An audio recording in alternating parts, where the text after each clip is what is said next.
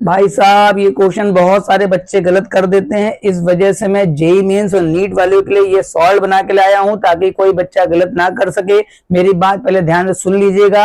Hydrogen atom के लिए energy sequence पूछा गया था और बच्चा आपबाऊ का प्रिंसिपल लगा के चला आता है और अपने क्वेश्चन की सत्यानाशी बिटवा लेता है। देखो, अगर कभी भी हाइड्रोजन एटम के लिए एनर्जी का सीक्वेंस पूछा जाएगा तो आपबाऊ प्रिंसिपल से फॉलो नहीं करता, इस बात को ध्यान रखना, ठीक है।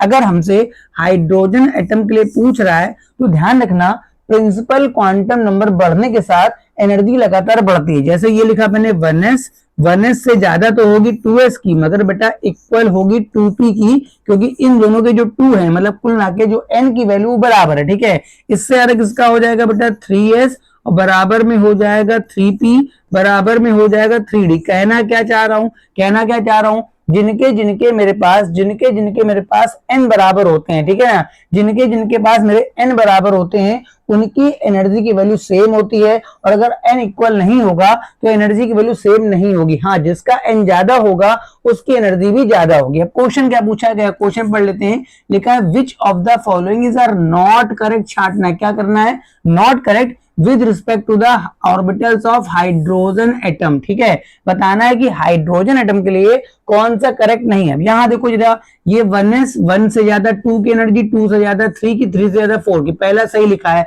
मेरे को करेक्ट छाटना है, मेरे को क्या छाटना है, करेक्ट। अब देखो दूसरा क्या लिखा है, यहाँ पर ये तो सही लिखा है, ठीक है। दूसरा वाले में आ जाओ, 1s 2s 2p देखो बराबर है, सही बात है। 3s 3p ये भी सही लिखा हुआ, मतलब बी भी सही है। आपके ऑप्शन दो में चाहे तो मैं यहीं से छाट दूं आंसर, मगर देखो 1s से ज्यादा 2s, 2s से ज्यादा 2p, मैंने मना किया था भाई 2s 2p बराबर, इसको आप काट दीजिए, बताइए सही है।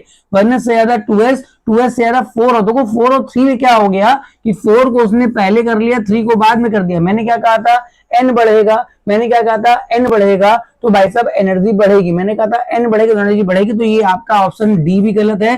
तो सी और डी जो है बेटा, ये ऑप्शन नंबर सी जो है इसका करेक्ट ऑप्शन सही है। तो आप इस सीक्वेंस को ध्यान रखेंगे, 1s से ज्यादा 2s मगर 2p की बराबर होगी, ठीक है। फिर क्या होगा, 3s बराबर 3p बराबर 3p, इसी तरह से 4 वाले भी आपस में इक्वल होंगे। Thank you for watching.